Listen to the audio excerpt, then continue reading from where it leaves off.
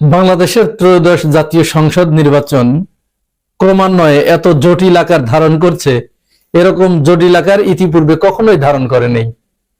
আপনারা জানেন, দুই দেশের নাগরিকত্ব অর্থাৎ দ্বৈত নাগরিকত্ব থাকার কারণে জামায়াতের বেশ কয়েকজন প্রার্থীর প্রার্থিতা বাতিল করা হয়েছে। অপরদিকে সেই একই কারণে বিএনপির কয়েকজন প্রার্থীর প্রার্থিতা গ্রহণ করা হয়েছে, অনুমোদন করা হয়েছে। তাহলে এরকম দাঁড়ালো না? কিন্তু এইটা তো হওয়ার কথা না। এইটা যদি হয় তাহলে সে দেশে লেভেল প্লেইং ফিল্ড থাকলো কি করে, এবং সরকার এবং ইসি কি করে একটা সুষ্ঠু এবং অবাধ এবং নিরপেক্ষ নির্বাচন জাতিকে উপহার দেবে? অথচ তারা বারবার এই কথাটি বলছে এবং মানুষকে এটি আশ্বস্ত করতে চাচ্ছে যে তারা একটি লেভেল প্লেইং ফিল্ড, অবাধ এবং নিরপেক্ষ নির্বাচন জাতিকে উপহার দেবে। অতীতের সমস্ত রেকর্ড ভঙ্গ করে পৃথিবীর সেরা একটি নির্বাচন তারা করবে। আমরা যদি কুমিল্লার আব্দুল আওয়াল মিন্টুর কথা বলি, তার আছে দ্বৈত নাগরিকত্ব, তার মনোনয়নপত্র গ্রহণ করা হয়েছে। অপরদিকে ঠিক সেই একই, কোন রকম কোন দাড়ি কমা সেমিকোলন কিচ্ছু হেরফের নাই, একই কারণে কুড়িগ্রামের মাহবুব আলম সালেহিনের ঘোষণা করা হয়েছে। এরকম আরো বেশ কয়েকজনের ক্ষেত্রে একই ধরনের ঘটনা ঘটেছে। সর্বশেষ এই বিষয়টা এসে ঠেকেছে তারেক রহমান পর্যন্ত।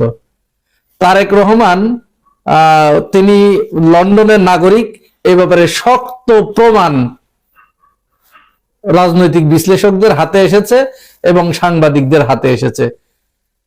তারা শক্ত প্রমাণ নিয়ে ইসির কাছে আবেদন করেছে যে এই যে তারেক রহমান, সে লন্ডনের নাগরিক, এইটা সে তার হলফনামায় উল্লেখ করে নাই। এই বিষয়টি সে কেউ যদি অসত্য তথ্য দেয় তাহলে বাংলাদেশের আইনে সে নির্বাচনের জন্য অযোগ্য বিবেচিত হয়, এবং কেউ যদি দ্বৈত নাগরিকত্ব গ্রহণ করে থাকে সেও নির্বাচনের জন্য অযোগ্য বিবেচিত হয়।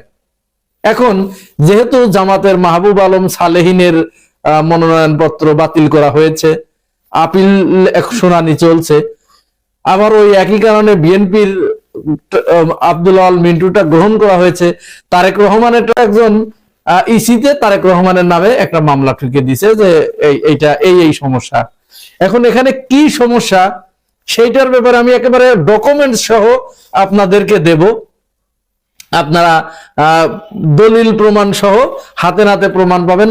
তার আগে বিএনপির বর্তমান রাজনীতি কোন পর্যায়ে চলে গেছে, তারা মানুষকে কোন পর্যায়ে নিয়ে যেতে চাচ্ছে এবং কোন ধরনের রাজনীতি, এতদিন আমরা বুঝতে না পারলেও সম্প্রতি তাদের কিছু কার্যক্রমে, কিছু কথাবার্তায়, তাদের নেতাকর্মীদের কিছু অ্যাক্টিভিটি ভিজনের মাধ্যমে আমাদের কাছে এটি পরিষ্কার হয়ে গেছে।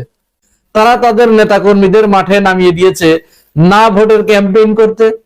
তারা তাদের নেতাকর্মীদের মাঠে নামিয়ে দিয়েছে যে বিএনপি এবং আওয়ামী লীগ যে এক, এইটা আওয়ামী লীগের নেতাকর্মীদেরকে বোঝাও এবং আওয়ামী লীগ যাতে বিএনপিতে ভোট দেয় এর জন্য কোন ভাবে ক্যাম্পেইন করছে এবং গ্রামে গ্রামে ভোট চাচ্ছে যে আওয়ামী লীগ এবং বিএনপি একদম এক, কোনো পার্থক্য নাই।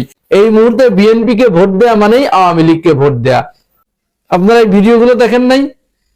আমি কপিরাইট ইস্যুর কারণে এবং ভিডিও বড় হয়ে যাচ্ছে এবং তারেক রহমানের ওই ভিডিওটা দেখাবো বলে আমি আর ওই ভিডিওতে যাচ্ছি না, ওইগুলো দেখাচ্ছি না।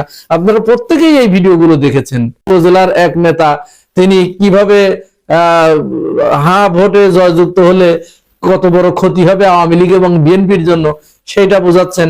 তারপরে ওই যে একজন মহিলা চট্টগ্রামের দিকে, সম্ভবত তার ভাষা বলে দিল চট্টগ্রাম, সে বোঝাচ্ছে যে না, আপনারা ভাবেন না যে আওয়ামী লীগ নাই, আওয়ামী লীগ আছে। এখন ধানের শীষে ভোট দেয়া, বিএনপি কে ভোট দেয়া মানেই আওয়ামী লীগে ভোট দেয়া। 10 বছর পরে হলেও এই বিএনপির হাত ধরেই আওয়ামী লীগ আবার নেত্রীকে তারা ফিরিয়ে আনবে, এই কথা তারা দিয়েছে।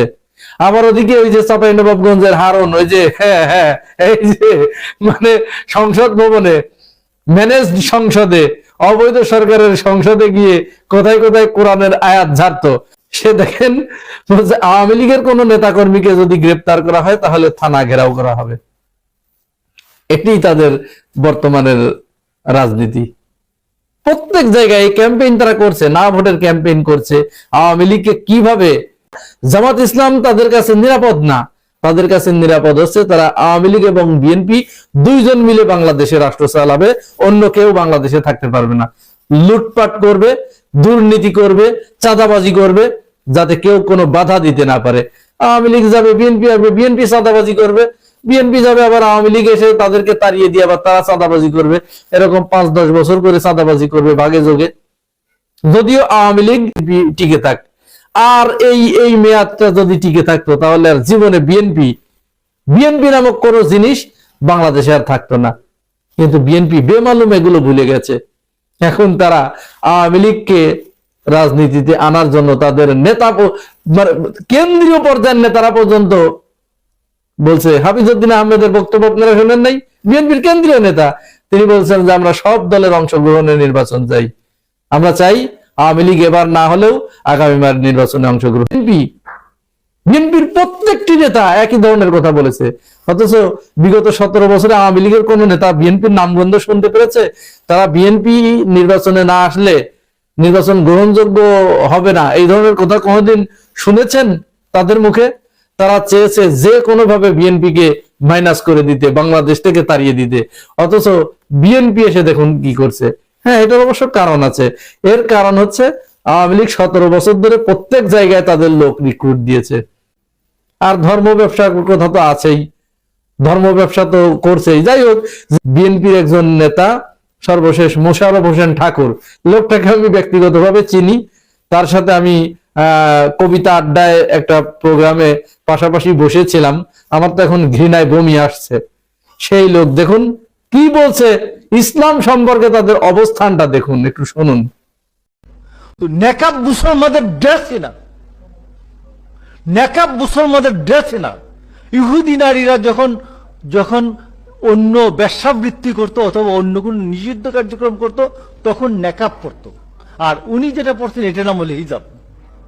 হিজাব হইল মুসলমানের ড্রেস, বাট নেকাব মুসলমানের ড্রেসই না। যদি ইয়ে হয়, মব হয়, আমি বললাম অন্যরা বলা শুরু করেন। তাহলে শুনেছেন, সে হিজাব এবং নিকাবকে, নিকাব ইসলামী পোশাক না, ইসলামী ড্রেস না, এই নিকাব পরে রাখি ইহুদি নারীরা ওই ধরনের কাজ করে বেড়াতো সামাজিক। আমি আর ওই ভাষাগুলো এখানে উল্লেখ করলাম না, তার মুখেই আপনারা শুনেছেন। এরকম তাদের ছাত্র দলের ছেলেপেলেরা তারা হিজাব পরিহিত নারীদেরকে তারা বারবার হেনস্থা, বোরকা পরা মেয়েদেরকে তারা বিভিন্ন ভাষায় গালিগালাজ, এত নিকৃষ্ট ভাষায় গালিগালাজ করেছে। এমনকি ছাত্র দলের এক নেতা তো বলেছে যে ওই শিবিরের জামাত শিবিরের সন্তান হওয়ার চেয়ে ওইটা মানে বেশ্যার সন্তান হওয়া নাকি তার কাছে অনেক বেশি। হয়তো তারেক রহমান দেশে আসলে এর একটা রাশ টেনে ধরবে এবং এটি বন্ধ হবে, কিন্তু তারেক রহমান আসার পরে মনে হচ্ছে আরো বেশি করে শুরু হয়েছে এবং তারা খুব জোশ নিয়ে এটি শুরু করেছে। এবার চলুন আর কথা না বেরিয়ে, তারেক রহমানের মনোনয়ন পত্র যে বাতিল হতে পারে এবং তিনি যে দ্বৈত নাগরিকত্ব গ্রহণ করেছেন সেই ভিডিওটা, সেই ডকুমেন্টসটা আসুন আমরা দেখি। আমি এটি শেষে রাখলাম এই